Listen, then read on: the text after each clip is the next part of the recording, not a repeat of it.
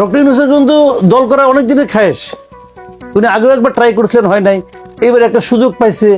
আমি তো অন্যভাবে বলি, এটা ডক্টর ইউনূসের দল, এটা ডক্টর ইউনূসের দল। ডক্টর ইউনূস তো নিজেই বলেছেন একটা ইন্টারভিউয়ে, উনি স্টুডেন্টদেরকে দল করতে বলেছেন। এই ছাত্ররা দল করতে চায় নাই, উনি বলেছেন তোমরা দল করো। বলেছেন না? বলেছেন তো। উনি ফিনান্সিয়াল টাইমসের সঙ্গে পডকাস্টে বলেছেন, আমি তাদেরকে বললাম তোমার দল করো। ওরা বললো যে আমাদের তো কেউ চেনে না। আমি বললাম যে না, তোমাদেরকে দেশের সমস্ত লোক চেনে। উনি ভার্চুয়ালি দল করতে বলেছেন, এবং সেই দলের দায়িত্ব নেওয়ার জন্য উনি উনার ক্যাবিনেট থেকে একজনকে পাঠিয়েছেন যে তুমি যাও বাবা, তুমি যে দলটাকে হ্যান্ডেল করো। তাহলে সবাই জানে এটা উনার দল। উনাকে তো পকেট থেকে টাকা বের করে দিতে হয় না, দেওয়ার মতো লোকের অভাব নেই দেশে। যারা নাকি উনার নেক নজরে পড়তে চায় তারা দিয়েছে। অনেক ব্যবসায়ী প্রতিষ্ঠান আছে, তারা দিচ্ছে। এই সরকার আসার পর দেখলাম যে 10টা ব্যবসায়িক প্রতিষ্ঠানের নাম নেওয়া হয়েছে যে এরা নাকি দুর্নীতি করছে, বিদেশে টাকা পাচার করছে। তার মধ্যে মানে এক সালমান রহমান স্যার, আর কেউ গ্রেপ্তার হয়েছে হয় নাই তো? কি কারণে? কেউ কেউ বিদেশে পালাই গেছে, কেউ কেউ দেশেই আছে, কোনো সমস্যা হচ্ছে না তাদের। বড় অঙ্কের চাঁদা নিয়ে মধ্যে পাঠাই দিচ্ছে, জায়গা মতো হয়ে যাচ্ছে কাজ, হয়ে যাচ্ছে কাজ। 2 লাখ লোকের একটা সমাবেশ করবে রে ভাই, এটা মামার বাড়ির আবদার না যে মামার বাড়িতে 10 জন বন্ধু নিয়ে গেলাম, মামা একটা খাসি জব করে আমাদের খাওয়াই দিল, মামা খুব আদর করে। এটা ওই জিনিস না। টাকাটা কোত্থেকে আসে? টাকা কি ভূতে জোগায়? টাকা ভূতে জোগায় না। টাকা আসমানি উপায়ে আসে না ভাই। আসমানি উপায়ে টাকা আসলে আমাদের নবীজি খেজুর খেয়ে রোজা রাখতো না, আল্লাহ তাআলা কিছু টাকা পাঠাই দিত। তার তো আমাদের নবী তো আল্লাহর বন্ধু ছিলেন, তাহলে কষ্ট দিল কেন? আসমানি উপায়ে ওহি আসে, টাকা আসে না। কিন্তু টাকাটা কোন দিক দিয়ে আসছে এটা ভাবেন। হিসাব সিম্পল। তারা বলুক কোথেকে টাকা আসছে, কার কার কাছ থেকে টাকা আসছে বলুক। রূপায়ণ টাওয়ারে বিশাল অফিস বানাইছে, আমি বহুবার প্রশ্ন করছি স্যার বলুক কোথেকে টাকা এই অফিসে ভাড়া দেয়। আমাদের আগের যোগাযোগ মন্ত্রী ছিল ওবায়দুল কাদের সাহেব, উনি রোলেক্স ঘড়ি, আরো দামি দামি ঘড়ি পড়তেন, ফিলিপ্পা থেকে ঘড়ি পড়তেন। উনি একটা ঘড়ির দাম 32 লাখ 33 লাখ টাকা। উনি বলতেন উনার বন্ধুরা নাকি উনাকে গিফট করছে। তো আপনারা কেউ গিফট করে এরকম? আমার করে? আমাদের তো করে না। আজকে মন্ত্রী হলে কালকে সবাই করবে, কারণ তার কাছে কিছু পাওয়ার সম্ভাবনা আছে। আপনার আমার কাছে কিছু পাওয়ার সম্ভাবনা নাই, কেউ গিফট করবে না ভাই। এটাই রিয়েলিটি। তো ওনাদেরকে গিফট করে কেন? কিছু পাওয়ার সম্ভাবনা তৈরি হয়েছে, এবং ওনারা এখনো কিছু পাইয়ে দিতে পারে। ওনার বাসায় পুলিশ যাওয়া ফিরাতে পারে, পারে না? পারে তো। অনেক ব্যবসায়ী অফিসে, বড় বড় ব্যবসায়ী অফিসে আমাদের সমন্বয়কদের যাতায়াত আছে, শুনেছি এগুলি কথাবার্তা। কাজে এগুলি কিন্তু ভাই নানাভাবে ঘটে। কাজে সেখানে টাকা দেওয়া লাগে না, টাকা অটোমেটিক এসে যায়। আরেকজন প্রশ্ন করেছেন যে বৈষম্য বিরোধী 2 জন এখন রয়ে গেছে ক্যাবিনেটে, তারা কি সহায়তা করার জন্য রয়ে গেছে? উনি একদম ঠিক পয়েন্টে ধরেছেন, আমিও ওনার সঙ্গে একমত। আমি এভাবেই মনে করি। 2 জনের একজন আছে কোথায়? এলজিআইডি মিনিস্ট্রির, মানে মিনিস্ট্রির আসলে সবচেয়ে গুরুত্বপূর্ণ মিনিস্ট্রি এলজিআইডি মিনিস্ট্রি, কারণ স্থানীয় সরকারটা সে নিয়ন্ত্রণ করে। যাকে ইচ্ছা তাকে প্রশাসক বানায়। যেমন ধরেন আমি একটা উদাহরণ দিয়ে বলি আপনাকে, ঢাকা নর্থ, ঢাকা উত্তর সিটি কর্পোরেশনের যাকে প্রশাসক বানানো হয়েছে, ওনার কি যোগ্যতা? ওনার কি যোগ্যতা? উনি কোনদিন স্থানীয় প্রশাসনের কোন প্রশাসকের দায়িত্ব পালন করছেন? উনি জীবনে কোনোদিন একটা ইউপি চেয়ারম্যানও হয়েছেন? ওনার একটা এনজিও আছে, সেই এনজিও রে করবো, তাও অত বড় কোনো এনজিও না, দেশ জুড়ে বড় কোনো। উনি কি বিশাল কোনো সংগঠক? তাও তো না। বড় উনি একদম বিতর্কিত এনজিও করবি, তাকে নিয়ে ঢাকা উত্তরের প্রশাসক বানাই দিল। কেন? আমার পছন্দ, আমি বানাই দিলাম। উপদেশটা কি বলে? তারা ইচ্ছা করলে পারে। কোথায় পাইছেন আপনি ইচ্ছা করলে পারেন? যে কোথায়, কোন কাগজে লেখা? তার পাশের থেকে বসে দেখলাম ইন্টারভিউ, এক প্রেস কনফারেন্সে তার পাশে বসে সচিব বলতেছে আমরা ইচ্ছা করলে পারি। আপনারা ইচ্ছা করলে কিচ্ছু পারেন না। আপনারা যারা বসাইছেন জনগণের টাকা 9-6 করার কোনো অধিকার আপনাকে দেওয়া হয় নাই। মাথায় রাখতে হবে এই দিন না, আরো দিন আছে। এই জিনিসটা শেখ হাসিনা মাথায় রাখে নাই। এই জন্য যখন আরো দিন আসছে তাকে পলাইতে হয়েছে, আরো দিন আছে। আপনাকে প্রত্যেকটা কর্মের হিসাব আপনাকে দিতে হবে। আপনি ইচ্ছা করলে একজনকে মানে যাক ঘরে থেকে এটা কি ওই যে বাগদাদে শুনতাম কাহিনী ছিল শুনতাম যে আহতদেরকে রাস্তায় কেন নামতে হয়েছে, এটা তো বেসিক কোশ্চেন। আন্দোলনে তাদের চেয়ে অবদান কাদের বেশি? একমাত্র যারা মারা গেছে তাদের বেশি, যারা মারা গেছে তাদের অবদান এই আন্দোলনে বেশি, মানে একমাত্র আহতদের চেয়ে। আর তারপরে আহতরা এখনো চিকিৎসা হচ্ছে না কেন? অথবা যে চিকিৎসা হচ্ছে তাতে তারা হ্যাপি হচ্ছে না কেন? আপনি বলবেন চিকিৎসা আমি দিয়ে দিচ্ছি, কিন্তু তারা তো হ্যাপি হচ্ছে না। কেন হচ্ছে না? এই দায়িত্ব আপনাদের নিতে হবে না? তার দায়িত্ব কি যারা উপদেষ্টা হয়েছেন তাদের চেয়ে কম? কই উপদেষ্টাদের তো কারো শরীরে কোনো গুলি লাগছে বলে শুনি নাই, কেউ তো আহত হন নাই।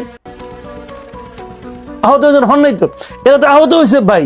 একজন লোক চোখ দিয়ে দিচ্ছে, তার চেয়ে বেশি স্যাক্রিফাইস তাকে কি প্রমাণ করতে হবে? পারেন না এখন? এটা কি লাখ লাখ লোক নাকি এখানে? এই অল্প কয়জন লোকের আপনি ট্রিটমেন্ট করতে পারেন নাই কেন? তাহলে পুরো জাতির ট্রিটমেন্ট আপনি কেমন করে করবেন? আপনারা তো পুরো জাতির চিকিৎসার দায়িত্ব নিছেন, কারণ আপনি বলবেন তাদেরকে হ্যাপি করা যাচ্ছে না। কেন যাচ্ছে না হ্যাপি করা? কেন পারছেন না হ্যাপি করতে আপনারা? আমি মনে করি এটা সরকারের একটা টোটাল ব্যর্থতা। এই সরকার পারে নাই, এবং এই যে আহতদের চিকিৎসা করতে না পারা, এটাই আমি মনে করি যে এই যে আন্দোলন, এই আন্দোলনের চেতনা বহির্ভূত একটা কাজ। এখন যদি আবার সেই রাজনৈতিক দল নিয়ে যদি আসি, যে সামনের যদি ধরি যে ডিসেম্বরের নির্বাচন এবং 28 ফেব্রুয়ারি একটি রাজনৈতিক দলের আত্মপ্রকাশ, হাতে 10 মাসের মতো সময়, হয়তো বা আরো একটু কম সময় তারা পাচ্ছে। এত কম সময়ের মধ্যে তারা কতটুকু গোছাতে পারবে বলে মনে করেন, বা নির্বাচনের জন্য কতটুকু প্রস্তুত হতে পারবে? শুনেন, গোছাতে পারবে না মানে কি? মনে করেন প্রার্থী দেওয়া, সব আসনে প্রার্থী দেওয়া, এটা খুব একটা অসম্ভব ব্যাপার না।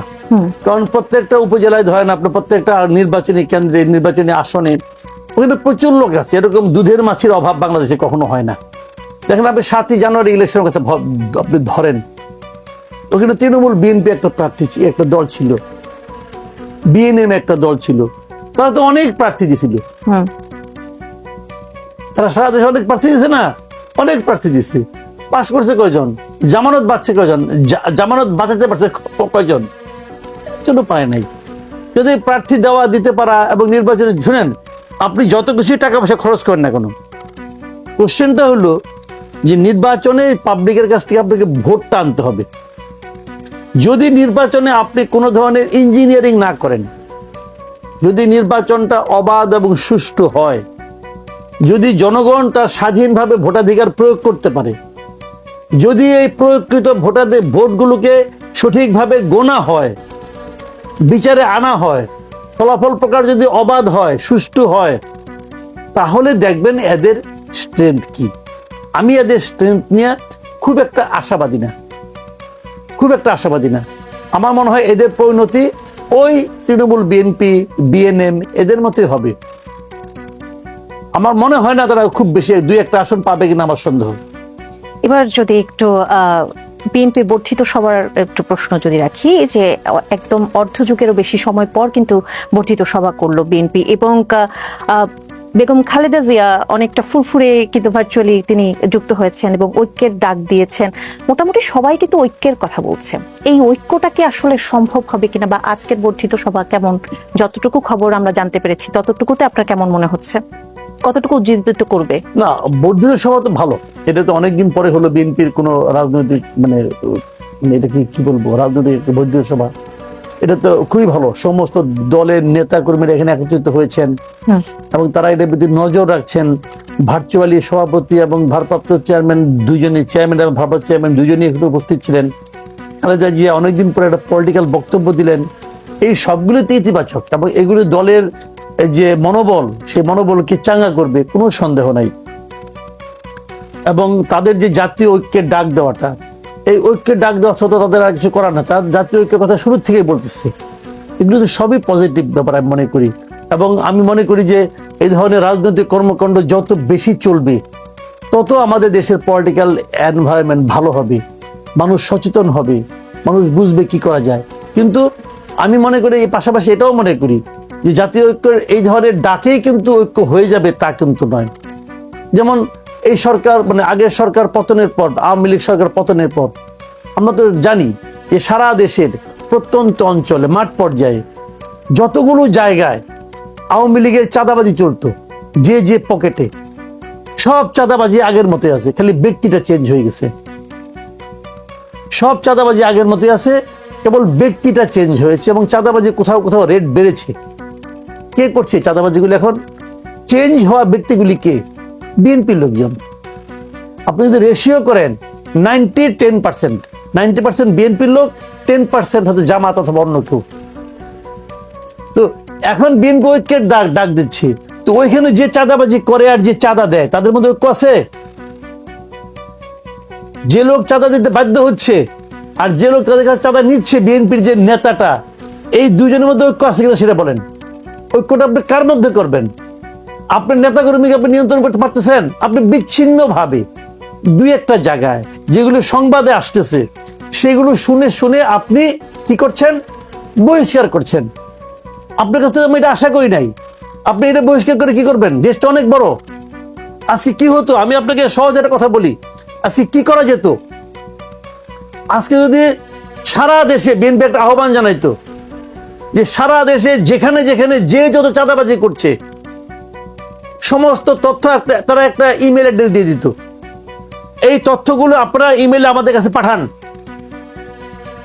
আমরা সর্বদা অ্যাকশন নিব। এটা করুক বিএনপি। দেখেন কি পরিমাণ মেইল আসে, এখানে সব তথ্য আসবে।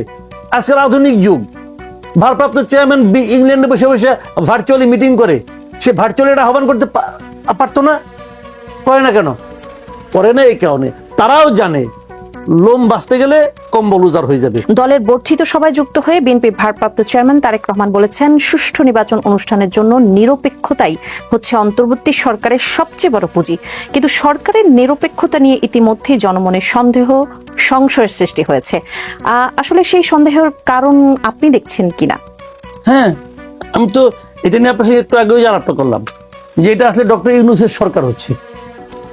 ডক্টর ইউনূসের কিন্তু দল করা অনেক দিনের খায়েশ। উনি আগেও একবার ট্রাই করেছিলেন, হয় নাই। এবার একটা সুযোগ পাইছে, কেন করবে না? উনি সেই খায়েশ পূরণ করেছেন। উনি যদি এটা করেন, করতে পারেন, কোনো সমস্যা নাই। সেক্ষেত্রে এই সরকারের তত্ত্বাবধানে নির্বাচন হওয়ার তো কোনো বৈধতা থাকে না। আমরা তো সবসময় একটা নির্দলীয় নিরপেক্ষ একটা সরকারের অধীনে নিয়ে নির্বাচন চাই। এই দলটা তো নিরপেক্ষ সরকার নয়। কারণ এই সরকারের একজন উপদেষ্টা হচ্ছে এই দলের প্রধান, এবং এই দলের যে ক্যারেক্টার, এই দলের যে লোকজন, এদেরই মধ্যে দুইজন আবার সরকারের পার্ট হয়ে বসে আছে। নির্বাচনের আগের দিন পর্যন্ত এই দুজনের ভূমিকা কি থাকবে? আপনি বলেন মাহফুজ আলম অথবা সজীব ভুইয়া যিনি আছেন, আসিফ মাহমুদ, তারা কি চাইবে বিএনপি ইলেকশনে জিতুক? তারা চাইবে যে এরা জিতুক, স্টুডেন্টরা জিতুক, জাতীয় নাগরিক পার্টি এরা জিতুক, তারা এটা চাইবে। তাহলে এই দলের প্রতি তাদের এবং ডক্টর ইউনূস যিনি নাকি এই দল করার জন্য উৎসাহ দিয়েছেন, তার এদের কি একটা পক্ষপাত থাকবে না? থাকবে। নির্বাচনের সময় কি এই পক্ষপাতটা আরো স্পষ্ট হবে না? হইতে বাধ্য। ওনারা বলবেন যে না, আমরা নিরপেক্ষ থাকবো। এরকম নিরপেক্ষ থাকার কথা তো শেখ হাসিনাও বলছিল। তাতে কি আসে যায়? কে কি বললো সেটা ইম্পর্টেন্ট না, ইম্পর্টেন্ট হলো কে কি করলো। এটা বলছে আমি নিরপেক্ষ, কিন্তু আপনি আমার বলতেছেন তোমরা দল করো, তোমরাই সম্ভাবনাময়, তোমরাই করবা। তাহলে আপনি যেটা বলেন তখন তো আপনি নিরপেক্ষ থাকবেন না। এবং আমি মনে করি এই সরকারের, এই ডক্টর ইউনূসের যে সরকার আছে, এই সরকারের এই নির্বাচন অনুষ্ঠানের আয়োজনের কোন রকম নৈতিক অধিকার নাই, কোন রকম নাই। তারা অলরেডি বিতর্কিত হয়ে গেছে এবং নিরপেক্ষতা হারিয়েছে। আমি মনে করি নির্বাচন হওয়া উচিত একটা নিরপেক্ষ তত্ত্বাবধায়ক সরকারের অধীনে, এবং এই সরকার সেই সরকার আর নাই।